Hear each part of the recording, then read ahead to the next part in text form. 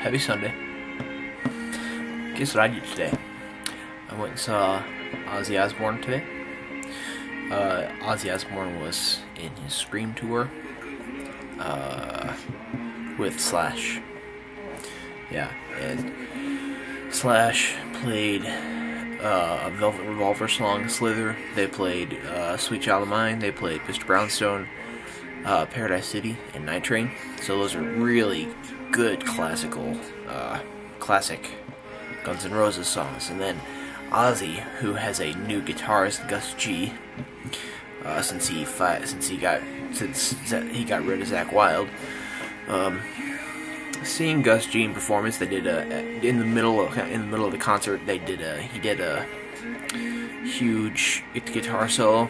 It was Then they had a little screen up above the stage where you could see up close, and they were zooming into when he was doing his tapping and his picking. That dude is phenomenal. Like, I'm serious, that dude's crazy. I love that guy. Gus G, the guitarist, and Ozzy, who is 62 years old and has more energy than I do most of the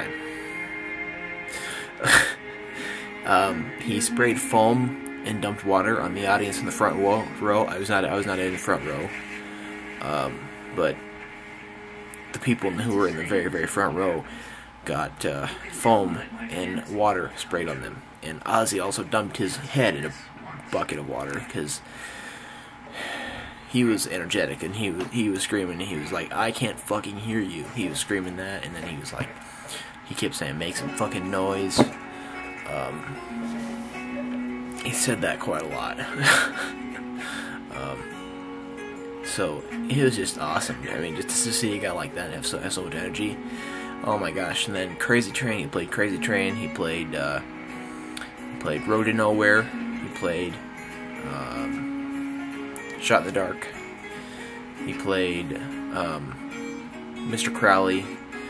He played everything from most of his albums. He didn't play anything from No Rest for the Wicked.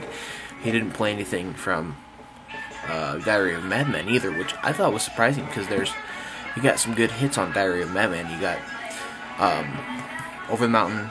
You got Flying High Again. You got Diary of a Madman. You got Little Dolls. You got SATO. You got a lot of hits on there. He didn't play anything from that album. He played a couple from his new Scream album, which I think is pretty neat still. But yeah, and then he played Bark at the Moon too. Oh my gosh, I was freaking out. That guy's awesome. But I don't know. I just wanted to tell you about that because it's just so awesome. So awesome. But just to, since I didn't start this video with any philosophical concept, here's something metaphysical I'm going to bring to the table. I just learned of the concept of, objects. And, objects in metaphysics have properties. Do you think that, because I was talking about epistemological colors a couple days ago on Friday, and basically I talked about that there's a metaphysical, there's no metaphysical property of color, but there is epistemological properties of color. Thinking about the possibility of color being a property, do you think that metaphysical objects are like a pincushion, where the pincushion is the core of the object and the pins are the properties? So if we stripped everything from this, I'm using a marker because I don't have anything else. I don't have anything else. There, I'll use a red pen. Or if we strip this of roundness, cylindricalness, it's not a word. If we stripped it of its redness, if we stripped it of everything, would there be a core left? And the other paradigm of metaphysics and of a model of an object is the onion, where basically